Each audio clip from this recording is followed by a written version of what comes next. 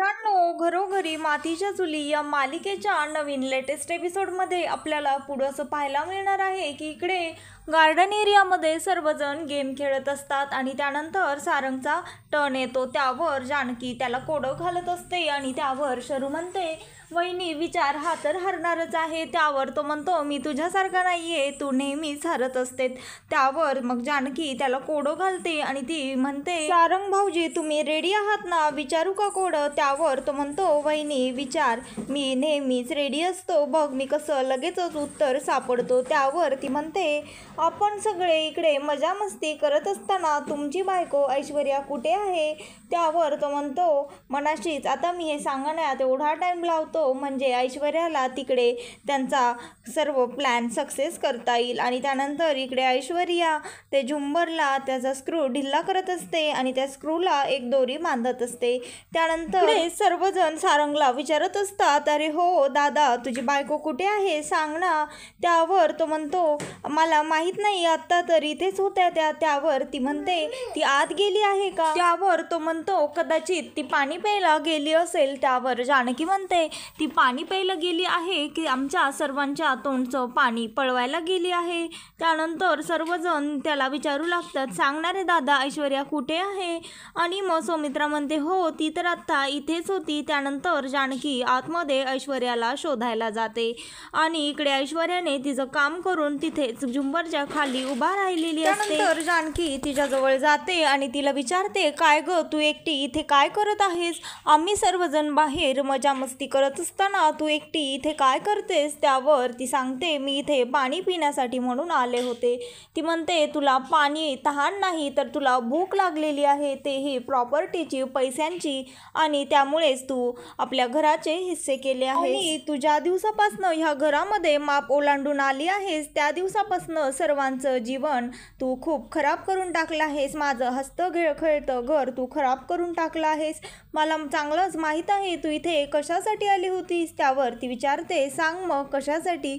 त्यावर ती म्हणते, तुला लताबाईंना इजा पोहोचवायची आहे. मला माहीत आहे, तुला काय वाटलं मला हे कळणार नाही?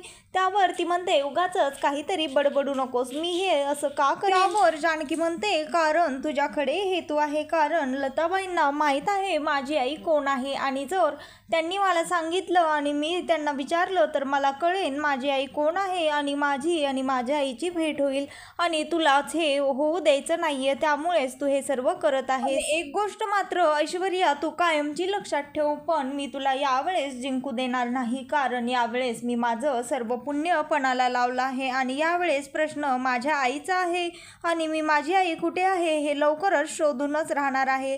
मी त्यांना लवकरच विचारेन माझी आई कुठे आहे. आणि तेवढ्यातच नानासाहेब तिथे येतात. त्यावर ऐश्वर्या म्हणते, म्हणजे तुला असं म्हणायचं आहे का जर लताबाईंना काही झालं तर तू त्याचं जिम्मेदार मला ठरवणार आहेस? त्यावर ती म्हणते, हो अर्थातच, कारण मला माहीत आहे ज्यावेळेस त्यांना हॉस्पिटलमध्ये हल्ला झाला होता त्यावेळेसही तूच तो घडवून आणला होतास. त्यानंतर नानासाहेब म्हणतात, तुम्ही दोघी इथे काय करत आहात? त्यावर जानकी म्हणते, काही नाही नाना. त्यावर ऐश्वर्या म्हणते, काही नाही कसं? मी सांगते नाना, तेच आपलं नेहमीच. ह्या जानकीला वाटत आहे मी तुमच्या बायकोला म्हणजेच पार्वती काकूंना हल्ला करण्यासाठी इथे आले होते, त्यांना इजा पोहोचवण्यासाठी आले होते, पण मी तर इथे पाणी पिण्यासाठी आले होते. आणि तेच मी तिला सांगत आहे पण ती विश्वासच ठेवत नाहीये. आणि हॉस्पिटलमध्येही पार्वती काकूंवर जो हल्ला झाला होता त्यालाही ही मलाच जिम्मेदार ठरवत आहे. त्यावर ते म्हणतात, नाही जानकी, असं काही नाही आहे, आत्ता मी तिच्याजवळच बसून होतो, ऐश्वर्या तिथे आली नव्हती. त्यावर जानकी म्हणते, ठीक आहे, पण मलाही चांगलीच माहीत आहे नाना, तुम्ही त्यांच्याजवळच बसून राहा, त्यांची काळजी घ्या. त्यानंतर ऐश्वर्या तिला म्हणते, आता तरी तुझा विश्वास पटला का? आणि त्यानंतर त्या दोघीजणी तिथनं निघून बाहेर येतात आणि शर्वरी सारंगला म्हणतच असते, अरे कुठे आहे तुझी बायको, बोलव ना, काय झालं? ह्या दोघीही खेळ सोडून अचानक मध्ये जाऊन काय करतात? त्यावर ऐश्वर्या म्हणते, मी सांगते तेच आपलं नेहमीच. लाडक्या जानकी वहिनींना माझ्यावर संशय आला होता, त्यामुळेच ती आतमध्ये मी काय करते हे पाहण्यासाठी आली होती. अहो आई, मी तर फक्त पाणी पिण्यासाठी गेले होते. त्यावर ती म्हणते, ठीक आहे ते जाऊ द्या, पण गेम कुठवर आला? त्यावर ती म्हणते, कसलं काय? ती गेली आणि आतमध्ये अर्धवट गेम सोडून जानकी. त्यानंतर लगेचच जानकी तिथे येते आणि म्हणते, मी कुठलाही गेम अर्धवट अर्धवट सोडत नाही जोपर्यंत त्याचा निकाल लागत नाही तोपर्यंत. त्यानंतर पुन्हा गेमला सुरुवात करतात आणि जानकी म्हणते, ऋषिकेश मी तुम्हाला आता कोडं घालते आणि तुम्ही तो तुकडा लवकरात लवकर शोधून काढा आणि आपल्या फॅमिलीचं चित्र पूर्ण करा. त्यानंतर ती त्याला कोडं घालत असते आणि त्याला सांगते, बळही झेलते, ऊनही पेलते आणि पावसापासनं अडवते आणि जवळ नसल्यास रडवते. त्यावर हे ऐकताच ऋषिकेश म्हणतो, सोपं आहे छत्री. आणि त्यानंतर तो छत्री शोधतो आणि छत्रीच्या खाली असलेला फॅमिलीचा फोटोचा तुकडा आणतो आणि ते फॅमिलीचं चित्र पूर्ण करतो. त्यानंतर इकडे रात्री सर्वजण झोपलेले असतात आणि जानकीही तिच्या रूममध्ये झोपलेली असते. तिला गाढ झोप लागलेली असते आणि तिला झोपेमध्ये तिची आई दिसते. तिची आई तिला बोलवत असते आणि सांगते, बघ बाळा उठ, मी आली आहे, तुझी आई तुझ्याकडे आली आहे, तुला हाक मारते, इकडे ये माझ्याकडे. तिला असं स्वप्न पडत असतं आणि त्यानंतर ती अचानक झोपेतनं जागी होते आणि आईची आठवण काढून रडायला लागते. तेवढ्यातच ऋषिकेश उठतो आणि तिला म्हणतो, काय झालं जानकी, तू का रडत आहेस, तुला काही स्वप्न पडलं का? ती म्हणती, हो, माझी आई माझ्या स्वप्नामध्ये आली होती, मला ती बोलावत होती. ऋषिकेश सांगा ना, माझी आई मला कधी भेटेन? आपल्याला लहानपणी हरवलेले माणसं वापस भेटतात का? त्यावर ऋषिकेश म्हणतो, हो भेटतात ना जानकी, तू असं का म्हणतेस? आणि तुझी आईही तुला लवकरच भेटेन. मला नाही का माझी पार्वती आई भेटली, तशीच तुझी आईही तुला लवकरच भेटेन. आणि त्यानंतर इकडे दुसऱ्या दिवशी सकाळी पार्वती देवाजवळ प्रार्थना करत असते, रडत असते. तिच्या चुकीची ती देवाजवळ माफी मागत असते. ती देवाला म्हणते, देवा मी खूप पाप केलं आहे, मी त्या जानकीचं घर मोडलं आहे, पण मी काय करू, मी मजबूर आहे, माझ्या हातात आता काहीच उरलं नाही. ती ऐश्वर्या जोपर्यंत मला माझ्या मुलीचा पत्ता सांगत नाही तोपर्यंत मला हे करावंच लागेल. पण मला माहीत आहे माझं चुकलंय, तूच मला यातनं बाहेर काढ आणि मला माफ कर. आणि तेवढ्यातच तिथे ओवी येते आणि म्हणते, आजी मी इथे काल स्केच काढत होते, त्यावर माझा इथे एक लाल कलरचा स्केच पेन विसरला होता, तू तो बघितला का? त्यावर ती म्हणते, नाही ग बाळा, कुठेतरी असेल तुझा पेन, तू सापड, पण तू कशाचं चित्र काढलेस? त्यानंतर ओवी तिला चित्र दाखवते आणि हे सर्व ती ऐश्वर्या दुरून पाहत असते. त्यानंतर ती ओवीला म्हणते, ओवी बाहेर सगळे फुगड्या घालत आहेस आणि तू इथे काय करतेस एकटी, जा तूही बाहेर जा. त्यानंतर ती ओवीला बाहेर पाठवते आणि इकडे पार्वतीवर चिडते आणि पार्वतीला म्हणते, मी तुला एकदा सांगितलं ना की तू जानकीला आणि तिच्या मुलीला कोणालाही बोलायचं नाहीस, तर मग तुला एकदा सांगितलेलं कळत नाही का? त्यावर ती म्हणते, अगं ती तर लहान आहे, तिला काय कळतं, तू तिच्याशी असं का वागतेस? त्यावर ती म्हणते, मला जास्त प्रश्न नको आहेत, मी जे सांगितलं ते तेवढंच करायचं. त्यावर ती म्हणते, बास आता हे क्यूटवर करायचंय, मला तू एकदा फिक्स सांग. त्यावर ती म्हणते, बास आता जास्त नाही, फक्त आजचा दिवस मी जेवढं सांगते तेवढं तू कर, त्यानंतर आजचा दिवस झाला की मी तुला तुझ्या मुलीचा पत्ता देईल, त्यानंतर तू तुझी मोकळी. असं म्हणून ऐश्वर्या तिथनं निघून जाते आणि इकडे जानकी स्वतः रेडी होत असते. आरशासमोर बघून स्वतः रेडी होताना तिथे अवंतिका येते आणि ती शिट्टी वाजवते आणि तिला पाहून म्हणते, वहिनी तू काय चिकनेश दिसत आहेस? त्यावर ती म्हणते, अगं हा काय शब्द आहे? त्यावर ती म्हणते, अगं तू फारच सुंदर दिसत आहेस. ती म्हणते, का दिसणार नाही, माझ्या लाडक्या भाऊजींनी आणि माझ्या जाऊबाईंनी मला ही सुंदर साडी आणली आहे, त्यामुळे मी दिसणारच छान. ओवीला तर फारच तू दिलेली साडी आवडली आणि स्पेशली हे तू डिझाईन केलेलं ब्लाऊज. तिच्या ना ब्लाऊजवर मी छोटीशी चंद्रकोर चिटकवली. पण ती म्हणते, यावेळेस मात्र आपण सेल्फी घ्यायच्या, हा खूप सारे फोटो घ्यायचे, आपण दरवेळेसच विसरून जातो. त्यावर ती म्हणते, हां घेऊयात, पण त्याआधी मला तुला काहीतरी गिफ्ट द्यायचं आहे. त्यावर ती म्हणते, वहिनी कशाला उगाचच? त्यावर ती म्हणते, थांब तू, तुझ्या ऋषिकेश दादांनीच हे सिलेक्ट केलं आहे. त्यानंतर ती तिच्या कबर्डमधनं ते गिफ्ट काढते आणि अवंतिकाला देते. तर त्या गिफ्टमध्ये एक गोल्ड प्लेटेड चेन असते. ती म्हणते, अगं वहिनी तू एवढं करायची काय गरज होती? त्यावर ती म्हणते, अगं हे आमचे आशीर्वाद समजून तू घे, तुझ्याजवळ राहू दे. त्यानंतर ती त्या चेनला पाहून रडायला लागते, सॅड होते. त्यावर जानकी अवंतिकाला विचारते, अगं काय झालं, तू अशी एकदम रडायला का लागली आहेस? त्यावर ती म्हणते, बहिणी मी लहानपणापासून एकटीच वाढली आहे, माझ्या बाबांनी मला काहीच कमी पडू दिलं नाही, पण शेवटी आई ती आईच असते, आईची सर कोणालाच येत नाही. त्यानंतर ती म्हणते खरंच आहे अवंतिका तुझं, पण काय करणार, मी आहे ना आता तुझ्या लाईफमध्ये, तू मला तुझी आईच समज. त्यावरती म्हणते खरंच वहिनी, मी या घरात आल्यापासून तू माझी मैत्रीणच नाहीस तर केवळ तू मला आईसारखी माया प्रेम दिलं आहेस कायमच. त्यानंतर ओवी ते चित्र त्या पार्वतीकडेच विसरून गेलेले असते. त्यानंतर ती पार्वती त्या फोटोला चित्राला पाहून म्हणते हे चित्र तर मी कुठेतरी पाहिल्यासारखं मला वाटत आहे.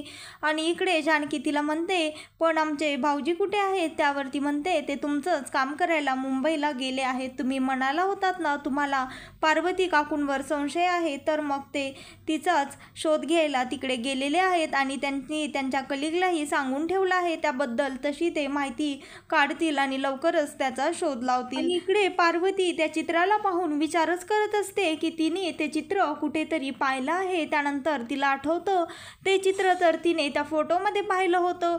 त्यानंतर ती त्या ओवीला सापडायला गार्डनमध्ये जाते, गुलाबदाला विचारते ओवीला कुठे पाहिलं आहे का. त्यानंतर तो तिला ओवी कुठे आहे ते सांगतो आणि पार्वती ओवीजवळ जाते, ते चित्र हातातनं घेते आणि तिला विचारते बाळा तू हे चित्र कुठे पाहून काढलंस. त्यावरती म्हणते हे चित्र मी एका फोटोमध्ये पाहून काढलं आणि तो फोटो माझ्या आईचा आणि तिच्या आईचा आहे. त्यावरती म्हणते तुझ्या आईचा, तुझी आजी कुठे आहे. त्यावरती सांगते मला आजी नाही आहे, ही माझी आई आणि ही तिची आई. ती नेहमीच तिच्या आईला मिस करत असते, कारण आई तर सर्वांनाच असते पण माझ्या आईला आई नाही आहे, ती तिला खूप मिस करते कायमच. माझी आई अनाथ आहे असं ती पार्वतीला सांगत असते आणि ती म्हणते माझी आई मधुभाऊंच्या आश्रमामध्येच वाढली आहे. त्यानंतर हे ऐकताच पार्वतीला फार रडायला येतं, तिचे डोळे भरून येतात. ती ते चित्राशीच बोलत राहते. ती म्हणते खरंच मीच अशी जगातली एकमेव आई असेल जिच्या डोळ्यासमोर स्वतःची लेक असूनही मी तिला ओळखू शकले नाही. नकळतपणे मी तिला खूप त्रास दिला, तिचं घर मोडलं. अशी जगात कोणती आई असेल जी स्वतःच्याच लेकीचं घर मोडते, पण दुर्दैवाने मीच ती आई आहे. देवा मला माफ कर.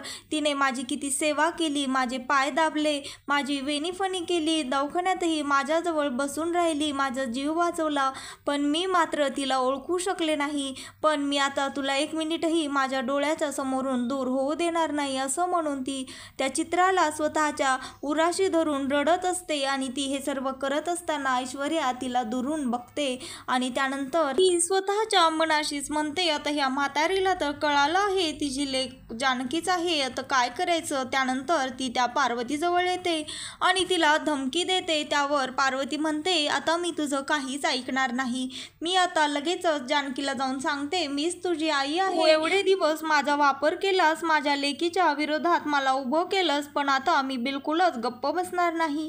त्यावर ऐश्वर्या म्हणते तुला गप्प बसावं लागेल. ती म्हणते नाही, मी आत्ताच आत जाऊन सगळं खरं काय ते सांगणार आहे. त्यावर ऐश्वर्या म्हणते म्हातारे तू काय सांगशील, जा, तुला एवढा सांगायचं आहे तर जा आणि सांग, पण तू सांगणार काय ह्याचा आधी विचार कर. तू हे सांगशील का की मीच माझ्या लेकीचं घर मोडलं आहे आणि आता मी त्या ऋषिकेशची नाही तर मी जानकीची आई आहे. तुझ्यावर सर्व विश्वास ठेवतील का, आणि तू एवढे दिवस सर्वांचा विश्वासघात केला त्याचं काय, त्याचाही विचार कर. आणि तेवढ्यातच तिथे सौमित्रा येते आणि सौमित्रा म्हणते तुम्ही दोघी इथे काय करत आहात आणि ऐश्वर्या तू त्यांच्या हाताला का पकडला आहेस. त्यावर ऐश्वर्या म्हणते आई ह्यांना चक्कर येत होती त्यामुळे मी त्यांना आधार देत होते, मी आता त्यांना घराकडेच घेऊन येत होते, त्यांना तेच सांगत होते, बोलवायला आलते, घरात खेळ चालू झाले आहेत, तुम्हीही घरामध्ये या. त्यानंतर ते म्हणतात बरं ठीक आहे या तुम्ही घरात. त्यावर ऐश्वर्या म्हणते आई तुम्ही पुढे व्हा, आम्ही दोघी आलोच. त्यानंतर घरात सर्वजण मंगळागौरीची पूजा करत असतात, आनंदी वातावरण असतं आणि जानकीही फार खुश असते कारण तिचं कुटुंब खूप दिवसांनी हसत खेळत असतं. हे सर्व पार्वती दुरून पाहत असते. त्यानंतर तिला राहवत नाही, तो खेळ चालू असताना ती पार्वती त्या जानकीजवळ जाते आणि तिला कोड्यात बोलायला लागते. ती म्हणते माय लेकीची ही नाळ तुटता तुटेना आज घडली भेट, एवढ्या वर्षांनी जुळली रक्ताची नाती भेटली. आणि हे सर्व ती बोलत असताना ऐश्वर्या ऐकत असते आणि हे ऐकताच ऐश्वर्या ती रस्सी खेचते आणि त्यानंतर त्या दोघींच्या डोक्यामध्येही झुंबर पडणारच असतं. पण ऋषिकेश तिथे येतो आणि ते झुंबर पडण्यापासून वाचवतो, पण ते झुंबर जानकीच्या पाठीत पडतं, तिला इजा होते. हे बघून पार्वती फारच खचते. तर मित्रांनो घरोघरी मातीच्या चुली या मालिकेचे नवीन एपिसोड पाहण्यासाठी आत्ता चॅनलला सबस्क्राईब करा.